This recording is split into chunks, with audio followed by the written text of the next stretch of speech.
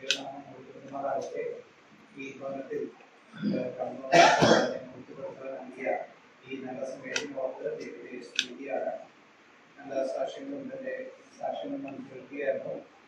വിജയവർദ്ധം വിജയനേശിയും നമ്മുടെ സഭയോടും ആത്മീയമായ പ്രവർത്തനത്തോടും ഉത്സാഹത്തോടുകൂടെ ആ പ്രവർത്തനത്തിൽ ഏർപ്പെടുന്നവരാണ്.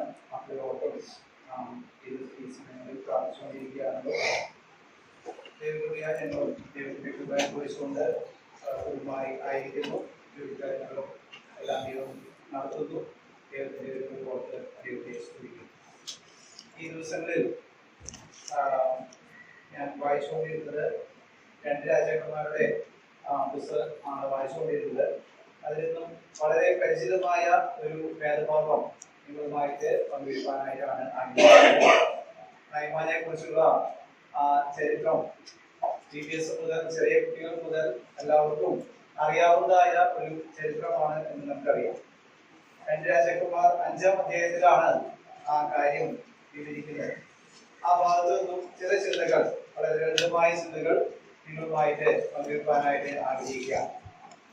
നമുക്കറിയാം, രാജാക്കന്മാരുടെ പുസ്തകം 1-2 പുസ്തകം എന്ന രീതിയിൽ വിഭാഗിച്ച് നമുക്ക് ലഭിച്ചിരിക്കുകയാണ്. അതിലെ ശലോമോന്റെ ആ ചരിത്രം മുതലേ അവിടെ പ്രവാസത്തിലേക്ക് പോകുന്ന, ബാബിലോണിയ പ്രവാസത്തിലേക്ക് പോകുന്ന 400 വർഷത്തെ ചരിത്രം നമുക്ക് അവിടെ കാണുവാനായിട്ട് കഴിയും. അങ്ങനെ ദീർഘമായ ഒരു ചരിത്രം വിശദീകരിക്കുന്ന ഒരു ബുക്കാണ് ഈ രാജാക്കന്മാരുടെ പുസ്തകം എന്ന് പറയുന്നത്. നാം ഇപ്പോൾ ബൈബിൾ സ്റ്റഡിയിലൊക്കെ ഓർത്തതുപോലെ കനാൻ ദേശത്തേക്ക് പ്രവേശിക്കുന്ന ചരിത്രമാണ് നാം പഠിച്ചുകൊണ്ടിരുന്നത് യോശുവയുടെ പുസ്തകത്തിലെ. എന്നാൽ കനാൻ ദേശത്ത് കടന്നതിന് ശേഷമുള്ള അവരുടെ ചരിത്രത്തിൽ, അവരുടെ ജീവിതത്തിലൂടെ കടന്നുപോയ അന്ധകാരത്തിൻ്റെതായ ചില കാര്യങ്ങളാണ് ഈ പുസ്തകങ്ങളിൽ നമുക്ക് കാണുവാനായിട്ട് കഴിയുന്നത്. നമുക്ക് അവിടെ കാണാൻ കഴിയുന്ന പ്രധാനപ്പെട്ട 2 വ്യക്തികൾ എന്ന് പറയുന്നത് രാജാക്കന്മാരെ കുറിച്ച് നമ്മൾ അവിടെ വായിക്കുന്നുണ്ട്. അതുപോലെ തന്നെ പ്രവാചകന്മാരെ പറ്റിയും പല പ്രവാചകന്മാരെ പറ്റിയും ഈ ബുക്കുകളിൽ നമുക്ക് വായിക്കാനായിട്ട് സാധിക്കും. നാം പറയുന്ന പോലെ സലോമോൻ രാജാവിന്റെ ശേഷം രാജ്യം 2ആയിട്ട് വിഭാഗിച്ച് ആ രീതിയിൽ വടക്കുള്ള ഇസ്രായേൽ ദേശമെന്നും അതുപോലെ തെക്കുള്ള യഹൂദ്യ ദേശമെന്നും ഉള്ള വിഭജനം നമുക്ക് അറിയാവുന്നതാണല്ലോ. ആ ഒരു സന്ദർഭത്തിലാണ് ഈ ഒരു സംഭവ കഥ ഇവിടെ രേഖപ്പെടുത്തിയതെന്ന് നമുക്ക് കാണാൻ കഴിയും. ഇതിന്റെ അവസാനത്തിലേക്ക് കടന്നു വരുമ്പോൾ ഇസ്രായേലിലുള്ളവരെ അശൂരിലേക്കും അതുപോലെ യഹൂദയിലുള്ളവരെ ബാബിലോണിലേക്കും അടിമകളായിട്ട് പോകുന്ന ഒരു ചരിത്രമൊക്കെയും നമുക്ക് കാണാൻ കഴിയും. ദൈവം പ്രവാചകന്മാരെ അവരുടെ മധ്യത്തിലേക്ക് അയച്ച് ദൈവത്തിലേക്ക് തിരിച്ചു വരുവാൻ തക്കവണ്ണം പല രീതിയിൽ അവരെ ഉത്ബോധിപ്പിക്കുന്നതായിട്ട് നമുക്ക് അവിടെ കാണുവാനായിട്ട് കഴിയും. എന്നാൽ അവരുടെ ജീവിതത്തിൽ പലപ്പോഴും തെറ്റിപ്പോകുന്ന അനുഭവങ്ങൾ കാണുവാനായിട്ട് നമുക്ക് കഴിയുന്നതായിട്ട് ഇവിടെ കാണും. നാം ലേഖനത്തിൽ വായിക്കുന്ന പോലെ ഇതൊക്കെ നമുക്ക് ബുദ്ധിപദേശത്തിനായിട്ട് ഇവിടെ എഴുതിയിരിക്കുന്നതാണ് എന്ന് നമ്മൾ വായിക്കുന്നുള്ളൂ. ആ രീതിയിൽ ഇതിൽ നിന്നും ചില കാര്യങ്ങൾ നമ്മുടെ ബുദ്ധിപദേശത്തിനായിട്ട് ഒരുമിച്ച് ചിന്തിക്കാനായിട്ട് ആഗ്രഹിക്കുക. നേരത്തെ സൂചിപ്പിച്ച പോലെ ഇസ്രായേലിലും യഹൂദയിലും അനേകം പ്രവാചകന്മാരെ അവിടെ ആ ശുശ്രൂഷ നടത്തിയിരുന്നു. ഇസ്രായേലിലുള്ള പ്രവാചകന്മാരായിരുന്നു ഏലിയാവും എലീശയും അതുപോലെയുള്ള ആമോസ്, ഹോശിയ തുടങ്ങിയ പ്രവാചകന്മാരൊക്കെയും. എന്നാൽ യഹൂദയിലാണ് യെശയ്യാവ്, യിരെമ്യാവ് തുടങ്ങിയ ആ പ്രവാചകന്മാരൊക്കെയും ശുശ്രൂഷ ചെയ്തത് എന്ന് നമുക്ക് കാണാൻ കഴിയും. ഇത് എഴുതിയത് യിരെമ്യാവാണ് എന്നുള്ള ഒരു കാര്യമാണ് പൊതുവെ അഭിപ്രായപ്പെടുന്നത്. ഈ 5-ാം അധ്യായത്തിലേക്ക് നാം കടന്നു വരുമ്പോൾ അതിന്റെ 2-ാം അധ്യായം മുതൽ നാം ഏലിയാവിന്റെ ചരിത്രം കഴിഞ്ഞ് എലീശയുടെ ചരിത്രം ആരംഭിക്കുന്നതായിട്ട് നമുക്ക് കാണാൻ കഴിയും. നാം വായിക്കുന്ന പോലെ തന്നെ ഏലിയാവിന്റെ ആ ഇരട്ടി ശക്തിയോടുകൂടി, ആത്മാവിന്റെ ഇരട്ടി ശക്തിയോടുകൂടിയാണ് എലീശ തന്റെ പ്രവൃത്തി ആരംഭിച്ചതെന്ന് നമുക്ക് കാണുവാനായിട്ട് കഴിയും. അനേകം അത്ഭുതങ്ങള് ആ രീതിയിൽ എലീശ നടത്തിയതായിട്ട് നമുക്ക് കാണുവാനായിട്ട് കഴിയും. ഈ 5-ാം അധ്യായത്തിൽ വായിക്കുന്ന നയമാന്റെ കുഷ്ഠരോഗം സൗഖ്യമാക്കുന്ന കാര്യം 13ാമത്തെ അത്ഭുതമായിട്ട് ഇവിടെ രേഖപ്പെടുത്തിയതായിട്ട് നമുക്ക് കാണുവാനായിട്ട് കഴിയും. ഇവിടെ നാം ഇസ്രായേൽ രാജാവിനെ പറ്റി നാം വായിക്കുന്നുണ്ട്. ആ ഇസ്രായേൽ രാജാവ് അതുപോലെ തന്നെ തൊട്ടടുത്തുള്ള അരാം രാജാവിനെ പറ്റിയും 5-ാം അധ്യായത്തിൽ നമുക്ക് വായിക്കുന്നുണ്ട്. അരാം എന്ന് പറഞ്ഞാൽ സിറിയയിലെ രാജാവാണ്. ബെൻഹദദ് എന്ന് പറഞ്ഞ രാജാവായിരിക്കും എന്നാണ് അറിയപ്പെടുന്നത്. ആ രീതിയിൽ ഈ രാജാക്കന്മാരുടെ മധ്യത്തിൽ നടന്ന ഒരു ചരിത്രമായിട്ടാണ് ഇവിടെ നാം അത് വായിക്കുന്നത്. ഇസ്രായേലിലെ രാജാവ് യെഹോരാം ആണ് എന്നാണ് നാം മനസ്സിലാക്കുന്നത്. ആ രീതിയിൽ ആണ് ഈ ഇതിന്റെ പശ്ചാത്തലം എന്ന് പറയുന്നത്. അങ്ങനെ എലീശ അവിടെ ആ ജനത്തിന്റെ മധ്യത്തിൽ, ഇസ്രായേലിന്റെ മധ്യത്തിൽ, വടക്കുള്ള ദേശമായ ഇസ്രായേലിന്റെ മധ്യത്തിൽ നടന്ന ഒരു സംഭവമാണ് നമുക്ക് വളരെ പരിചിതമായ ആ സംഭവം. നയമാന്റെ കുഷ്ഠരോഗം സൗഖ്യമാക്കുന്ന ആ കാര്യമാണ് നാം അവിടെ വായിക്കുന്നത്. നമുക്ക് പരിചിതമാണെങ്കിലും ആദ്യത്തെ 5 വാക്യങ്ങൾ 1 മുതൽ 4 വരെയുള്ള വാക്യങ്ങൾ നമുക്ക് വായിക്കാൻ ആഗ്രഹിക്കുന്നു. 2 രാജാക്കന്മാർ 5-ാം അധ്യായം അതിന്റെ 1 മുതൽ 4 വരെയുള്ള വാക്യം. ആരാം രാജാവിന്റെ സേനാപതിയായ നയമാൻ മുഖാന്തരം യഹോവ രാമന് ജയം നൽകിയതുകൊണ്ട് അവന്റെ യജമാനൻ അവനെ മഹാനും മാന്യനുമായി എണ്ണി. അവൻ പരാക്രമശാലിയെങ്കിലും കുഷ്ഠരോഗിയായിരുന്നു. അരാമ്യർ കവർച്ചപ്പടയായി വന്നിരുന്നപ്പോൾ ഇസ്രായേൽ ദേശത്ത് നിന്ന് ഒരു ചെറിയ പെൺകുട്ടിയെ പിടിച്ചുകൊണ്ടുപോയിരുന്നു. അവൾ നയമാന്റെ ഭാര്യയ്ക്ക് ശുശ്രൂഷ ചെയ്തു വന്നു. അവൾ തന്റെ യജമാനത്തിയോട്, യജമാനൻ ശമരിയിലെ പ്രവാചകന്റെ അടുക്കൽ ഒന്ന് ചെന്നെങ്കിൽ അവൻ അവന്റെ കുഷ്ഠരോഗം മാറ്റിക്കൊടുക്കുമായിരുന്നു എന്ന് പറഞ്ഞു. അവൻ ചെന്ന് തന്റെ യജമാനനോട്, ഇസ്രായേൽ ദേശക്കാരിയായ പെൺകുട്ടി ഇന്നിന്ന പ്രകാരം സംസാരിച്ചു എന്ന് ബോധിപ്പിച്ചു. ഇവിടെ നാം വായിക്കുന്നത് പോലെ അരാം രാജാവിന്റെ സേനാപതിയായ നയമാൻ മുഖാന്തരം യഹോവ അരാമിനെ ജയം നൽകി എന്ന് പറഞ്ഞുകൊണ്ട് നയമാന്റെ ആ വൈശിഷ്ട്യങ്ങൾ ആദ്യം പറയുന്നത് നമുക്ക് കാണുവാൻ കഴിയും. നയമാന്റെ 4 പ്രത്യേകത നമുക്ക് ആ ഭാഗങ്ങളിൽ വായിക്കാനായിട്ട് സാധിക്കും. അതിനുശേഷം നടന്ന ഒരു സംഭവമാണ് 2-ാം വാക്യത്തിൽ നാം വായിക്കുന്നത് പോലെ, ആരാമ്യർ കവർച്ചപ്പടയായി വന്നിരുന്നപ്പോൾ ഇസ്രായേൽ ദേശത്ത് നിന്ന് ഒരു ചെറിയ പെൺകുട്ടിയെ പിടിച്ചുകൊണ്ട് പോയ കാര്യമാണ് നാം അവിടെ വായിക്കുന്നത്. ആ ചെറിയ പെൺകുട്ടിയെ പറ്റിയാണ് അല്പം നാം ഇന്ന് ചിന്തിക്കാനായിട്ട് ആഗ്രഹിക്കും. വളരെ ചുരുക്കമായിട്ട് മാത്രമേ, ചെറിയ വാക്കുകളിൽ മാത്രമേ പറഞ്ഞിട്ടുള്ളൂ എങ്കിലും ആ ചെറിയ പെൺകുട്ടിയുടെ പ്രവൃത്തി എന്ന് പറയുന്നത് വലിയൊരു പ്രവൃത്തിയായിരുന്നു എന്ന് നമുക്ക് മനസ്സിലാക്കുവാനായിട്ട് കഴിയും. കർത്താവിനെ അനേകം മനസ്സിലാക്കുവാനായിട്ട്, ജീവനുള്ള ദൈവത്തെ മനസ്സിലാക്കുവാനുള്ള ഒരു വലിയ പ്രവൃത്തിയാണ് ആ പെൺകുട്ടിയിലൂടെ സാധിച്ചത് എന്ന് നമുക്ക് കാണുവാനായിട്ട് കഴിയും.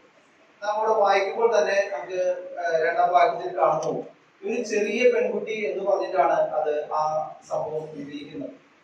അത്രയും ചെറിയൊരു പെൺകുട്ടിയാണ് വളരെ വിപരീതമായ ഒരു സാഹചര്യത്തിൽ തന്റെ ആ ഭവനത്തിൽ നിന്നും ആ കവർച്ചപ്പടിയായി വന്ന് ഈ അരാമ്യ ദേശത്ത് താമസിക്കുകയാണ്. നമുക്കറിയാം, വളരെ കുടുംബത്തിൽ വളരെ സന്തോഷത്തോടും സമാധാനത്തോടും ആ കുടുംബത്തിന്റെ ഓമനയായിട്ട് വളർന്ന ഒരു കുട്ടിയാണ്. ആ കുട്ടി കവർച്ചപ്പടയായി വന്നു എന്ന് മാത്രമല്ല, മറ്റൊരു രാജ്യത്തുള്ള ഒരു ഭവനത്തിൽ ഒരു ദാസി വേല ചെയ്യുന്ന ഒരു അനുഭവത്തിലേക്ക് ആ കുട്ടി വന്നിരിക്കുകയാണ്. വളരെ സങ്കടകരമായ ഒരു സിറ്റുവേഷൻ ആണ്. നാം ആണ് ആ സിറ്റുവേഷനിലൂടെ കടന്നു പോകുമ്പോൾ എന്ന് ഓർക്കുമ്പോൾ നമുക്ക് ചിന്തിക്കുവാനായിട്ട് കഴിയും. എന്നാൽ ആ കുട്ടിയുടെ ജീവിതത്തിലുള്ള ആ പ്രതികരണം നമുക്ക് അതിന്റെ താഴെയുള്ള ഭാഗങ്ങളിൽ നമുക്ക് വായിക്കാൻ കഴിയും. അങ്ങനെ ബന്ധപ്പെട്ടവരായും അവരുടെ ബന്ധുക്കളായിട്ടോ പരിചയക്കാരായിട്ടോ യാതൊരു ആൾക്കാരും പരിചയമില്ലാത്ത ഒരു സ്ഥാനത്ത് വളരെ വിപരീതമായ സാഹചര്യത്തിലെ താൻ ആയിരിക്കുന്ന ഒരു രംഗം നമുക്ക് കാണാൻ കഴിയും. മാത്രമല്ല, തന്നെ പിടിച്ചു കൊണ്ടുവന്ന ഈ ശത്രുപക്ഷത്തുള്ള നയമാന്റെ ഭവനത്തിലാണ് താൻ ആയിരിക്കുന്നത്. എങ്കിലും അവിടെ അവൾ വളരെ ശാന്തമായി വിശ്വസ്തമായി അവിടെ പ്രവർത്തിച്ചു എന്നുള്ള കാര്യം നമുക്ക് കാണുവാനായിട്ട് കഴിയും. നാം അവിടെ വായിക്കുന്ന പോലെ അവൾ നയമാന്റെ ഭാര്യയ്ക്ക് ശുശ്രൂഷ ചെയ്തു പോകുന്നു എന്ന് നാം വായിക്കുക. ഇത്രയും വിപരീതമായ സാഹചര്യത്തിലാണ് അവരെ ആ കുട്ടി ആയിരുന്നെങ്കിലും, ഒരു ചെറിയ പെൺകുട്ടി ആയിരുന്നുവെങ്കിലും അവളെ ഏൽപ്പിച്ച ആ കാര്യം വളരെ വിശ്വസ്തമായി ചെയ്തു പോന്നിരുന്ന കാര്യം നമുക്ക് വായിക്കുക. മാത്രമല്ല, അവിടുത്തെ യജമാനൻ ഇത്ര മഹാനാണ്. നാം അതിന്റെ 1-ാം വാക്യത്തിൽ വായിക്കുന്ന പോലെ 4 പ്രത്യേകത നാം അതിന്റെ 1-ാം വാക്യത്തിൽ നയമാനെ പറ്റി വായിക്കുന്നുണ്ട്.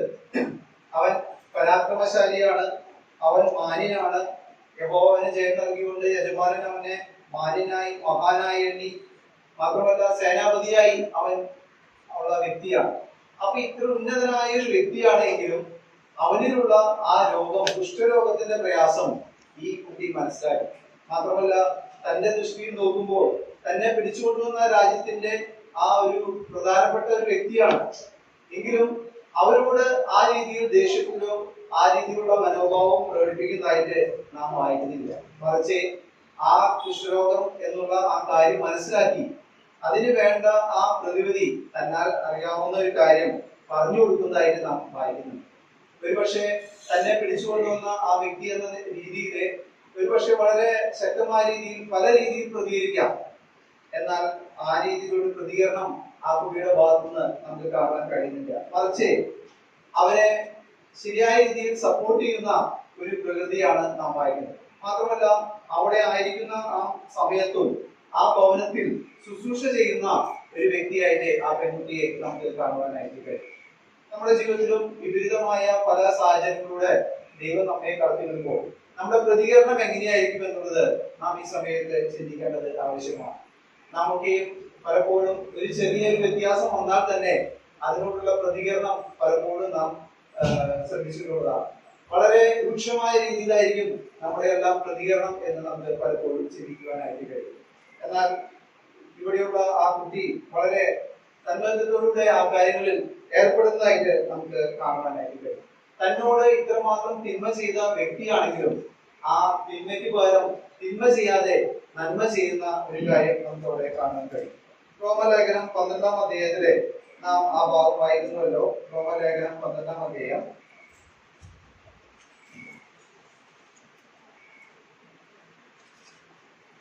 അതിന്റെ 19 മുതലുള്ള ആ ഭാഗങ്ങളിൽ 17 മുതലുള്ള ഭാഗങ്ങൾ നമുക്കൊന്ന് വായിക്കാം. 17 മുതൽ ആർക്കും തിന്മയ്ക്ക് പകരം തിന്മ ചെയ്യാതെ സകല മനുഷ്യരുടെയും മുമ്പിൽ യോഗ്യമായത് മുൻകരുതി കഴിയുമെങ്കിൽ നിങ്ങളെല്ലാവോളം സകല മനുഷ്യരോടും സമാധാനമായിരിക്കും. പ്രിയമുള്ളവരെ, നിങ്ങൾ തന്നെ പ്രതികാരം ചെയ്യാതെ ദൈവകോപത്തിന് ഇടം കൊടുപ്പിൻ. പ്രതികാരം എനിക്കുള്ളത്, ഞാൻ പകരം ചെയ്യുമെന്ന് കർത്താവ് അരുളി ചെയ്യുന്നു. എന്നാൽ നിന്റെ ശത്രുവിന് വിശക്കുന്നുവെങ്കിൽ അവന് തിന്മാൻ കൊടുക്കുക, ദാഹിക്കുന്നുവെങ്കിൽ കുടിപ്പാൻ കൊടുക്കുക. അങ്ങനെ ചെയ്താൽ നീ അവന്റെ തലമേൽ തീക്കനൽ കുന്നിക്കും എന്ന് എഴുതിയിരിക്കുന്നുവല്ലോ. തിന്മയോട് തോൽക്കാതെ നന്മയാ തിന്മയെ ജയിക്കുക. ഈ കുട്ടിയുടെ ചരിത്രം നാം ചിന്തിക്കുമ്പോൾ നമുക്ക് കാണുവാനായിട്ട് കഴിയുന്നത് തിന്മയോട് തോൽക്കാതെ നന്മയാ തിന്മയെ ജയിക്കുക. എന്നോട് ഇത്രമാത്രം ശത്രുത അനുഭവത്തോടുകൂടെ കൊണ്ടുവന്ന ആ ഒരു വ്യക്തികള് വളരെ സൗമ്യമായി ആ ഭവനത്തിലായിരിക്കും. അവർക്ക് നന്മയ്ക്കായിട്ട് ചില കാര്യങ്ങൾ, തിന്മയ്ക്ക് പകരം നന്മയായുള്ള കാര്യങ്ങൾ അവർക്ക് ഉപദേശിച്ചു കൊടുക്കുന്ന കാര്യം നമുക്ക് കാണാൻ കഴിയും. നമ്മുടെ പല മക്കളും അതുപോലെ തന്നെ നാമും പലപ്പോഴും ജോലികളുടെ മധ്യത്തിൽ പല മറ്റു സാഹചര്യങ്ങളായിരിക്കുമ്പോൾ അല്ലെങ്കിൽ നമുക്ക് ഇഷ്ടമല്ലാത്ത സാഹചര്യത്തിലൂടെ നാം കടന്നു പോകുമ്പോൾ നമ്മുടെ പ്രതികരണം എപ്പോഴും എങ്ങനെയായിരിക്കണം എന്നുള്ളത് നാം ഒന്ന് ചിന്തിക്കേണ്ടത് ആവശ്യമാണ്. പലപ്പോഴും നമ്മളോട് തിന്മ ചെയ്യുന്നവരോട് അതേ നാണയത്തിൽ നമ്മൾ ഇപ്പോഴും പലപ്പോഴും ടിവിയിലും ന്യൂസിലൊക്കെയും കാണുന്നതാണ്. ഒരു കാര്യം ചെയ്താൽ അത് ഇരട്ടി പകരം കൊടുക്കുക എന്നുള്ളതാണ് പല രീതിയിലുള്ള പ്രവൃത്തി എന്നുള്ളത്.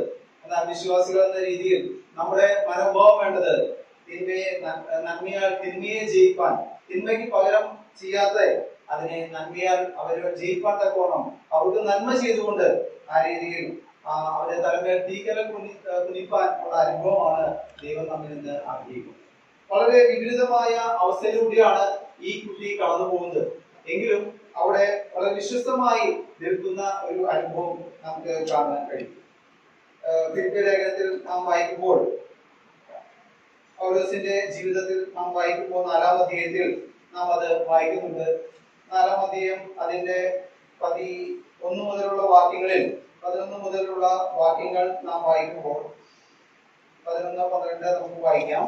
ബുദ്ധിമുട്ട് നിമിത്തമല്ല ഞാൻ പറയുന്നത്, ഉള്ള അവസ്ഥയിൽ അലംഭാവത്തോടെ ഇരിപ്പാൻ ഞാൻ പഠിച്ചിട്ടുണ്ട്. താഴ്ചയിലിരിപ്പാനും സമൃദ്ധിയിലിരിപ്പാനും എനിക്കറിയാം. തൃപ്തനായിരിക്കാനും വിശന്നിരിക്കാനും സമൃദ്ധിയിലിരിക്കാനും ബുദ്ധിമുട്ട് അനുഭവിക്കാനും എല്ലാം ഞാൻ ശീലിച്ചിരിക്കുന്നു. അവിടെ നാം വായിക്കുന്നത് ഉള്ള അവസ്ഥയിൽ അലംഭാവത്തോടെ ഇരിക്കാൻ, സംതൃപ്തിയോടെ ഇരിക്കാൻ ഞാൻ പഠിച്ചിട്ടുണ്ട് എന്ന് പറയുകയാണ്. എന്നിട്ട് പൗലോസ് പറയുന്ന കാര്യം പറയാണ്, താഴ്ചയിലിരിക്കാൻ എനിക്കറിയാം, സമൃദ്ധിയിൽ എനിക്കിരിക്കാൻ അറിയാം, അതുപോലെ തൃപ്തനായിരിക്കാൻ, വിശന്നിരിക്കാൻ, വിവിധമായ സാഹചര്യങ്ങളിൽ ദൈവഭാഗ്യം വിശ്വസ്തനായി നിൽക്കാൻ തക്കോണം താൻ പഠിച്ചിട്ടുണ്ട് എന്ന് പറയുകയാണ്. നമുക്കൊരു മാതൃകയാണ് പൗലോസിന്റെ ഒരു ജീവിതം. ഉള്ള അവസ്ഥയിൽ സംതൃപ്തിയോടുള്ള ഒരു ജീവിതം നാം നയിക്കേണ്ടത് ആവശ്യമാണ്. ഒരുപക്ഷെ സാഹചര്യങ്ങൾ വിപരീതമായാലും നമുക്ക് പ്രതീക്ഷിക്കാത്ത ചില കാര്യങ്ങൾ വരുമ്പോഴും നമ്മുടെ പ്രതികരണം എന്നുള്ളത് സംതൃപ്തിയോടുകൂടെ ദൈവസന്നിധാനത്തിൽ ഇരിക്കാൻ തക്കോണം കഴിയേണ്ടത് ആവശ്യമാണ്. മാത്രമല്ല അതിനെ തന്നെ ശക്തീകരിച്ച ഒരു ഘടകം 13-ാം വാക്യത്തിൽ നാം വായിക്കുന്ന പോലെ, എന്നെ ശക്തനാക്കുന്ന മുഖാന്തരം ഞാൻ സകലത്തിലും മതിയാകും.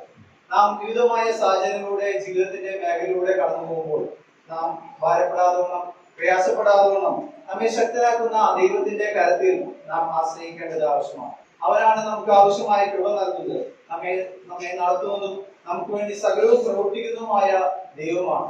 അതുകൊണ്ട് അതിന്റെ 4-ാം വാക്യത്തിൽ വായിക്കുന്ന പോലെ ആ കർത്താവിൽ എപ്പോഴും സന്തോഷിപ്പാൻ കഴിയണം. നമ്മുടെ സൗമ്യത ആയതിൽ സകല മനുഷ്യരും അറിവാൻ തക്കോണം കഴിയേണ്ടത് ആവശ്യമാണ്.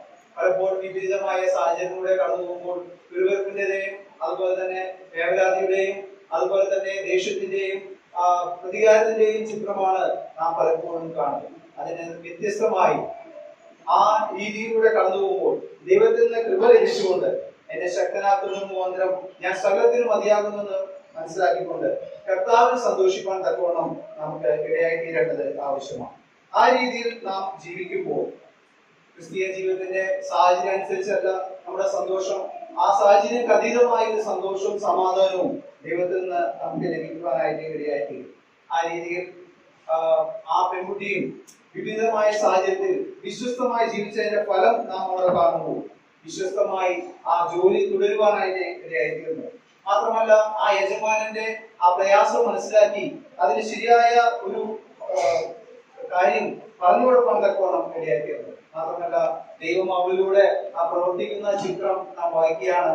ആ കുടുംബം മാത്രമല്ല ആ ദേശത്തുള്ള അനേകരും ഇസ്രായേൽ ദേശത്തുള്ളവരും അത് മനസ്സിലാക്കുവാനായിട്ട് ഇടയായിത്തീർന്നു.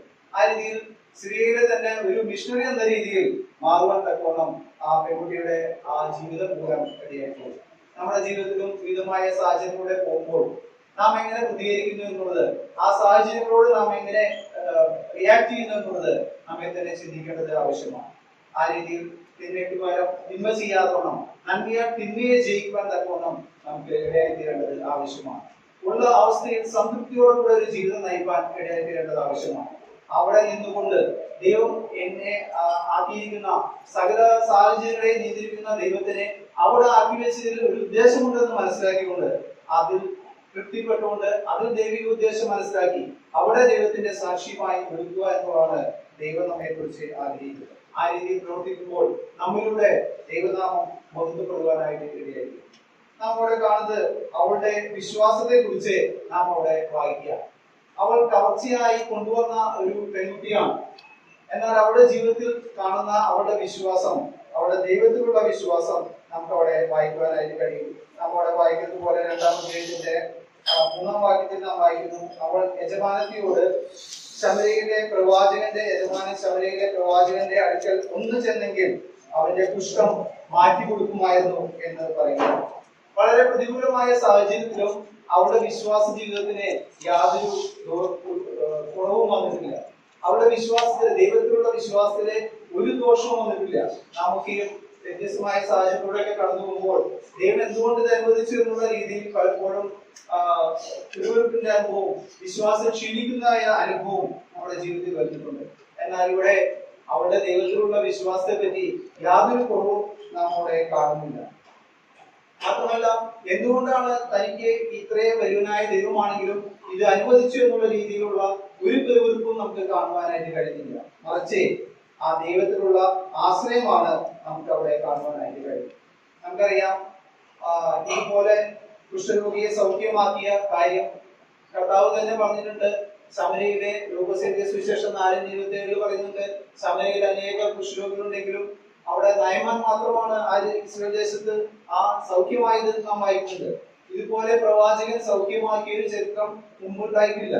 എന്നാൽ ആ ദൈവത്തിൽ ഉള്ള അവരുടെ വിശ്വാസമാണ് പറയുന്നത് ഈ രോഗത്തിനും ഏത് രോഗത്തിനും സൗഖ്യമാക്കാൻ കഴിയുന്ന ആ വലുതായിരുന്ന ദൈവം അവിടെ ഉണ്ട് എന്നുള്ള കാര്യം പറഞ്ഞുകൊണ്ട് അവരെ ധൈര്യപ്പെടുത്തുന്നതായി നമുക്ക് അവിടെ കാണാൻ കഴിയും. അങ്ങനെ വിവിധമായ വ്യത്യസ്തമായ സാഹചര്യത്തിലും അവരുടെ വിശ്വാസത്തിൽ ക്ഷീണിച്ചു പോകാതെ വിശ്വാസം നിലനിൽക്കുന്ന ഒരു അനുഭവം നാം വായിക്കുക. നാം വായിച്ച പോലെ ദൈവത്തെ സ്നേഹിക്കുന്നവർക്ക്, നിർണയപ്രകാരം വിളിക്കപ്പെട്ടവർക്ക് സകലവും നന്മയ്ക്കായി കൂടി അഭ്യർത്ഥിക്കുന്നവനായ ദൈവമാണ്. അതുകൊണ്ട് ആ ദൈവത്തിൽ വിശ്വസിപ്പാൻ, അതിൽ ഉറച്ചു നിൽപ്പാൻ തക്കവണ്ണം കഴിഞ്ഞുവെന്ന് നമുക്ക് കാണാൻ കഴിയും. വിശ്വാസത്തിൻ്റെതായ പരിശോധന അത് സ്ഥിരത ഉളവാക്കുന്നതാണ്. അതുകൊണ്ട് നാം അത് സന്തോഷം നേടിക്കൊണ്ട് ദൈവം നമ്മെ ആക്കിയിരിക്കുന്ന ആ സാഹചര്യങ്ങളിലെ വിശ്വാസത്തോടുകൂടെ വിശ്വാസം ക്ഷീണിച്ചു പോവാതെ സാഹചര്യങ്ങൾക്കനുസരിച്ച് ഭാരപ്പെടാതോണം ദൈവത്തിൽ നാം കൂടുതൽ ആശ്രയിക്കേണ്ടത് ആവശ്യമാണ്. നേരത്തെ സൂചിപ്പിച്ച പോലെ ഇങ്ങനൊരു കുഷ്ഠരോഗ സൗഖ്യം മുമ്പ് നാം വായിക്കുന്നില്ല എങ്കിലും അവളുടെ വിശ്വാസത്തിന്റെ ആ ഒരു പ്രവൃത്തിയാണ് നമുക്ക് അവിടെ കാണാൻ കഴിയുന്നത്.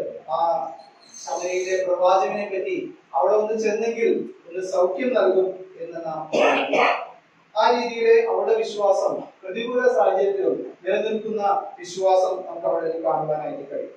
പിന്നീട് നാം വായിക്കുന്നത് അവളുടെ ആ സാക്ഷ്യം നാം വായിക്കുകയാണ്. ഈ ചെറിയൊരു പെൺകുട്ടിയാണ് എന്നുള്ളത് നാം അതിന്റെ ആദ്യ ഭാഗം തന്നെ വായിക്കുന്നുണ്ട്.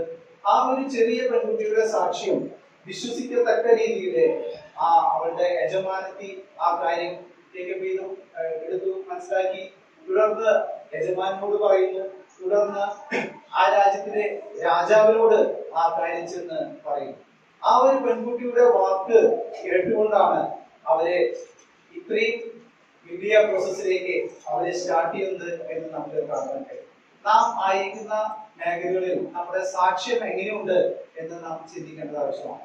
കർത്താവിനോട് ശിഷ്യന്മാർ പറഞ്ഞതുപോലെ നിന്റെ വാക്കിനെ ഞങ്ങൾ വലയിറക്കാം എന്ന് പറഞ്ഞ പോലെയാണ് ഈ പെൺകുട്ടിയുടെ വാക്ക് കേട്ടുകൊണ്ട് അവർ പ്രവർത്തിക്കുന്നതായിട്ട് നമുക്ക് കാണാൻ കഴിയും. ആ രീതിയിൽ അവളുടെ വാക്ക് കേട്ട് അവരെ പ്രവർത്തിക്കുന്നതായിട്ട് നമുക്ക് കാണും. നമുക്കറിയാം ലോത്തിന്റെ ചരിത്രം നമുക്കറിയാം. ലോത്ത് ഇത്രയും മഹാനായിരുന്നു. അബ്രഹാമിന്റെ കൂടെ നടന്ന ഒരു ലോത്ത് അവന്റെ മരുമക്കൾ ലോത്തിനെ പറ്റി പറഞ്ഞ കാര്യം എന്തായിരുന്നു നമുക്കറിയാം. അവൻ കളിവാക്ക് പറയുന്നു എന്നാണ് പറഞ്ഞത്. ആ നാശത്തെ കുറിച്ച് പറഞ്ഞപ്പോൾ കളിവാക്ക് പറയുന്നു എന്നുള്ള കാര്യമാണ് ലോത്തിന്റെ മരുമക്കൾ പറഞ്ഞത് നമുക്ക് കാണാൻ കഴിയും. അതേസമയം ഈ കുട്ടിയുടെ ആ സാക്ഷ്യത്തിന്റെ അടിസ്ഥാനത്തില് ആ വാക്കിന്റെ അടിസ്ഥാനത്തിൽ വലയിറക്കുന്നത് പോലെ ഇത്ര വലിയ ഒരു നീണ്ട പ്രോസസ്സിലേക്ക് അവർ ഇറങ്ങുന്നതായിട്ട് നമുക്ക് കാണുവാനായിട്ട് കഴിയും. അപ്പോ ആ രീതിയിൽ നമ്മുടെ ആയിരിക്കുന്ന സ്ഥാനങ്ങളിൽ നമ്മുടെ വാക്ക് എങ്ങനെയുണ്ട്, നമ്മുടെ പ്രവൃത്തികൾ, നമ്മുടെ വാക്കുകൾ മറ്റുള്ളവർ എങ്ങനെ കണക്കാക്കുന്നു എന്നുള്ളത് ദൈവമക്കൾ എന്ന രീതിയിൽ നാം ലോകത്തെ പ്രകാരം ജോലി സ്ഥാനങ്ങളിലായിരിക്കുമ്പോഴും വിവിധമായ സ്ഥാനങ്ങളിലായിരിക്കുമ്പോഴും നമ്മുടെ വാക്കുകൾ എങ്ങനെയാണ് മറ്റുള്ളവർ എടുക്കുന്നത് എന്നുള്ളത് നാം ചിന്തിക്കേണ്ടത് ആവശ്യമാണ്. ഈ ഒരു പ്രതികൂല സാഹചര്യത്തിലായിരുന്നാലും ആ കുടുംബത്തിന്റെ പ്രയാസം എന്തെന്ന് ശരിയാവണ്ണം മനസ്സിലാക്കി വളരെ വിവേകത്തോടെ പ്രവർത്തിക്കുന്ന ഒരു പെൺകുട്ടിയെ നമുക്ക് കാണുവാനായിട്ട് കഴിയും. ആ പെൺകുട്ടി നേരെ ചെന്ന് യജമാനന്റെ അടുത്ത് പറയുകയല്ല ചെയ്തത്. തന്റെ കുഷ്ഠരോഗത്തെ പറ്റി നേരെ ചെന്ന് യജമാന്റെ അടുത്ത് പറയാതെ യജമാനത്തിയോട് പറഞ്ഞ് ആ പ്രോപ്പറായ രീതിയിൽ വിവേകത്തോടുകൂടെ അത് ഇടപെടുന്നതായിട്ട് നമുക്ക് കാണുവാനായിട്ട് കഴിയും. ഒരുപക്ഷെ നേരെ ചെന്ന് പറഞ്ഞാൽ അവന്റെ കോപം മൂലം എന്തൊക്കെ സംഭവിക്കുമെന്ന് അറിയാൻ പറ്റുകയില്ല. എന്നാൽ ആ യജമാനത്തിയോട് പറഞ്ഞ് അതിന്റെ പ്രോപ്പറായ രീതിയിൽ വിവേകത്തോടുകൂടെ ആ കാര്യങ്ങളിൽ ഏർപ്പെടുന്നതായിട്ട് നമുക്ക് കാണാൻ കഴിയും. ആ രീതിയിൽ നമ്മുടെ ആക്കിയിരിക്കുന്ന സ്ഥാനങ്ങളിൽ വളരെ വിവേകത്തോടുകൂടെ ഏർപ്പെടുവാൻ ദൈവത്തിന്റെ കൃപ നമുക്ക് ആവശ്യമാണ്. കാരണം ദൈവത്തിന്റെ വചനത്താലാണ് ദൈവം നമ്മെ ശക്തീകരിക്കുന്നത്. വിവിധമായ സാഹചര്യങ്ങൾ ഓരോ ദിവസവും നാം നേരിടുന്ന വിവിധമായ പ്രയാസങ്ങളിൽ വിവേകത്തോടുകൂടെ ഏർപ്പെടുവാൻ തക്കോണം ദൈവത്തിന്റെ ജ്ഞാനം ആവശ്യമാണ്. ഓരോ ദിവസവും നാം ദൈവവചനം വായിച്ച് ദൈവവചനം ധ്യാനിച്ച് പ്രാർത്ഥനയോടുകൂടെ ഓരോ കാര്യങ്ങളിൽ ഏർപ്പെടുമ്പോൾ ഓരോ കാര്യങ്ങൾ വിവേകത്തോടുകൂടെ ചെയ്യുവാൻ ആവശ്യമായ ദൈവമായ കൃപയും ദൈവം നമുക്ക് നൽകും. മാത്രമല്ല ആ ഭവനത്തിൽ അവൾ ഒരു ഉപ്പായി നമുക്ക് കാണുവാനായിട്ട് കഴിയും. ആ ഭവനത്തിന്റെ ആ കാര്യങ്ങൾ മനസ്സിലാക്കിക്കൊണ്ട് പ്രവർത്തിക്കുന്ന ഒരു കാര്യം നമുക്ക് കാണുവാനായിട്ട് കഴിയും. നാം യാചിക്കുന്ന സ്ഥാനങ്ങളിൽ അവിടെ ഒരു കുക്ക് എന്ന രീതിയിൽ പ്രവർത്തിപ്പാൻ, അവിടുത്തെ കുറവ് തീർക്കുന്നവരായി പ്രവർത്തിപ്പാൻ നമുക്ക് കാണുവാൻ കഴിയും. ഒരു പക്ഷേ അവിടുത്തെ കുറ്റം മറ്റുള്ളവർക്ക് പറയുന്ന ഒരു വ്യക്തിത്വമായിട്ടല്ല കുട്ടിയെ കാണുന്നത്, മറിച്ച് അവിടുത്തെ കാര്യങ്ങൾ മനസ്സിലാക്കി അവിടുത്തെ പ്രയാസത്തിന് ശരിയായ ഒരു പരിഹാരം നൽകുന്ന ഒരു വ്യക്തിയായി നമുക്ക് ആ കുട്ടിയെ നമുക്ക് കാണാൻ കഴിയും. നാമും ആക്കിയിരിക്കുന്ന സ്ഥാനങ്ങളിൽ നാം വായിക്കുന്ന പോലെ തന്നെ വക്രതയും കോട്ടവുമുള്ള ഒരു തലമുറയുടെ മധ്യത്തിലാണ് നമ്മെ ദൈവമാക്കിയിരിക്കുന്നത്.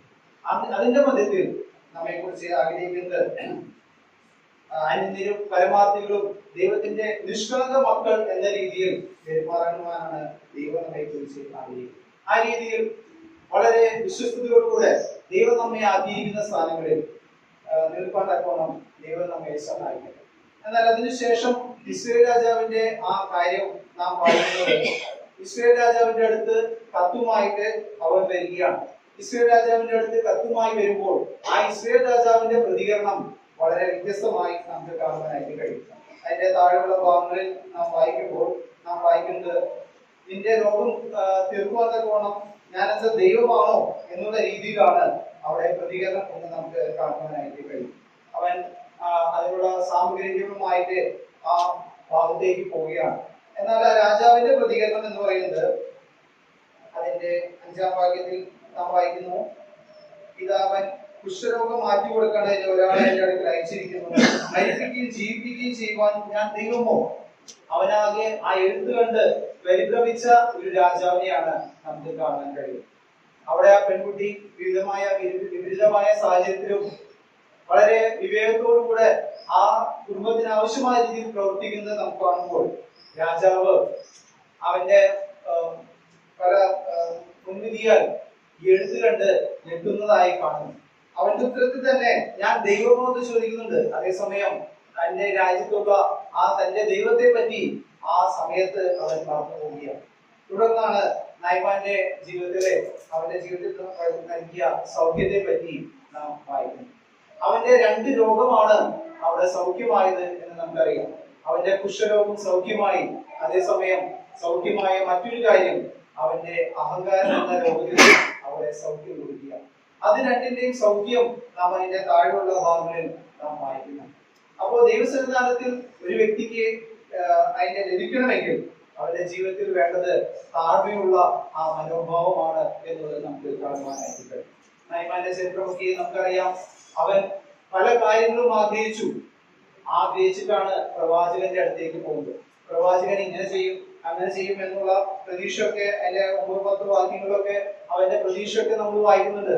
അവൻ പ്രതീക്ഷിച്ചതുപോലെ ഒരു കാര്യവും അവിടെ സംഭവിക്കുന്നില്ല. അവൻ ഇത്ര സമ്മാനവുമായി രാജാവിന്റെ എഴുത്തുമായി ഡബിൾ കാര്യങ്ങളുമായിട്ടാണ് അവൻ പ്രവാചകന്റെ അടുത്തേക്ക് പോകുന്നത്. എന്നാൽ സത്യം പറഞ്ഞാൽ പ്രവാചകൻ നേരിട്ട് പോലും വരാതെ വാലിക്കാരനെ അയച്ചിട്ട് ആ കാര്യങ്ങളെ പറയുക. വളരെ സിമ്പിൾ ആയിരിക്കുന്ന കാര്യമാണ് അവൻ പറഞ്ഞത്. പലപ്പോഴും നമ്മുടെ യുക്തിക്ക് അത് ചേരാത്തതായ പല കാര്യങ്ങളുമായിരിക്കും ഇവിടെ നാം വായിക്കുന്നത്. അവരുടെ ആരാമിലുള്ള നദികളെ പറ്റിയൊക്കെയും അതിന്റെ മഹത്വമൊക്കെയും നൈമാൻ പറയുന്നുണ്ട്. എന്നാൽ പറയുന്നത് യോർദാനിൽ പോയി മുങ്ങുക എന്നുള്ളതാണ്. ആ ദൈവത്തിന്റെ വചനം അത് അങ്ങനെ തന്നെ അനുസരിക്കുക എന്നുള്ളതാണ് ദൈവം ഏറ്റവും കൂടുതൽ ആഗ്രഹിക്കുന്നത്. പലപ്പോഴും നാം അതിന്റെ പല യുക്തിയും കാര്യങ്ങളൊക്കെയും നോക്കി പലപ്പോഴും ദൈവിക അനുഗ്രഹം നഷ്ടപ്പെടുന്ന ഒരു അനുഭവം നമ്മുടെ ജീവിതത്തിൽ പലപ്പോഴും കാണുന്നു. എന്നാൽ നൈമാന്റെ ജീവിതത്തിൽ നിന്നും നമുക്ക് പഠിക്കാനുള്ളത് നാം ദൈവത്തിന്റെ വചനം അതങ്ങനെ തന്നെ അനുസരിക്കേണ്ടത് ആവശ്യമാണ്. നാം കഴിഞ്ഞ ദിവസം ആ പാട്ട് നമ്മൾ ഓർക്കുകയായിരുന്നു, ട്രസ്റ്റ് ആൻഡ് ഒബേ. അവനെ വിശ്വസിക്കുക. ആ ദൈവത്തിന്റെ വചനം അങ്ങനെ തന്നെ നമ്മുടെ ജീവിതത്തിൽ പാലിക്കുവാൻ തക്കോണം ഇടയായിട്ട് ആ ദൈവത്തിന്റെ വചനത്തിന്റെ പ്രത്യേകത മൂലം ആ വാക്ക് അവൻ അനുസരിച്ചപ്പോൾ തുടർന്ന് അതിന്റെ അനുഗ്രഹങ്ങളും നമുക്ക് കാണുവാനായിട്ട് കഴിയും. ആ രീതിയിൽ എന്റെ അഹങ്കാരം മാറുവാനായിട്ട് ഇടയായിരുന്നു. മാത്രമല്ല എന്റെ ആ ദേശത്ത് ഒരു സാക്ഷ്യമായി അനുഭവിക്കുവാനും ഇടയായിട്ട്. ഇതിനൊക്കെയും കാരണമായി തീർന്നത് ആ ഒരു ചെറിയ പെൺകുട്ടിയുടെ ആ സാക്ഷ്യമുള്ള ഒരു ജീവിതം. വിപരീതമായ സാഹചര്യത്തിലും ഭാരപ്പെടാതെ ആ ദൈവത്തിലുള്ള പ്രത്യാശ നഷ്ടപ്പെട്ടു പോവാതെ ഉള്ള ജീവിതമായിരുന്നു എന്ന് നമുക്ക് കാണാൻ കഴിയും. ഏലീശയുടെ കൂടെയുള്ള ഗേഹസിയുടെ ചരിത്രം നമ്മൾ വായിക്കുന്നുണ്ട്. ഇവിടെ ആ ചെറിയ പെൺകുട്ടി ദൈവത്തെ വിശ്വസിച്ചുവെങ്കിലും ദൈവത്തിന്റെ സാന്നിധ്യം വളരെ അനുഭവിച്ച ഗേഹസിയുടെ ആ ചരിത്രം നമുക്കറിയാം.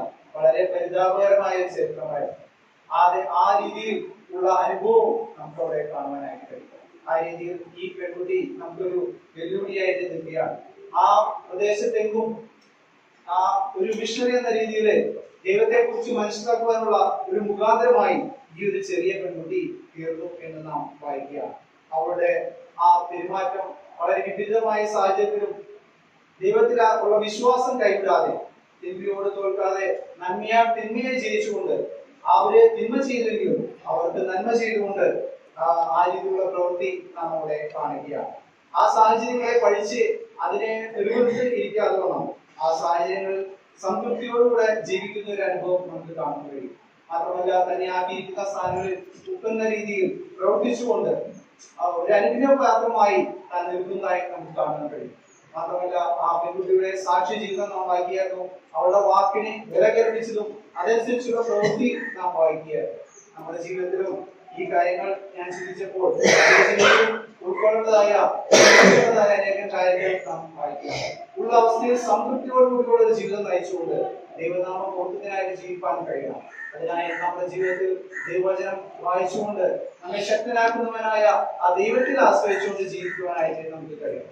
അപ്പോസ്തല പ്രവൃത്തിയിലും രോധ എന്ന് പറയുന്ന ബാല്യക്കാരത്തെ പറ്റി നാം വായിക്കുന്നുണ്ട്. അവിടെ അനേകർ പ്രാർത്ഥിച്ചുകൊണ്ടിരിക്കുകയാണ്. എന്നാൽ പത്രോസ് ആ രീതിയിൽ കാരാഗ്രഹം വിട്ടുവന്ന കാര്യം ആ അനക്കം കേട്ടപ്പോൾ തന്നെ ആ രോധ എന്ന് പറയുന്ന ബാല്യക്കാരത്തേക്ക് മനസ്സിലായി. എന്നാൽ കൂടെയുള്ള പലർക്കും ആ കാര്യം മനസ്സിലാക്കുവാനായിട്ട് സാധിച്ചില്ല. ഇതിനുള്ള ദൈഹികമായ പാത്രങ്ങളെ കൊണ്ട് ദൈവം അനേകമായ കാര്യങ്ങൾ നമ്മെ പഠിപ്പിക്കുക. ദൈവത്തിൽ വിശ്വസിക്കാൻ തക്കോണം, ദൈവത്തിൽ ആശ്രയിക്കാൻ തക്കോണം. നമ്മുടെ സാഹചര്യങ്ങൾ ഏത് തന്നെയായാലും മാറ്റമില്ലാത്തവനായ ദൈവത്തിൽ ആശ്രയിപ്പാൻ, ദൈവത്തിന്റെ വചനത്തിൽ ആശ്രയിപ്പാൻ, അത് മുറുകെ പഠിച്ചുകൊണ്ട് ജീവിക്കാൻ ദൈവം നമ്മെ സഹായിക്കട്ടെ എന്ന് നാം ഓർമ്മിക്കുന്നതാണ്.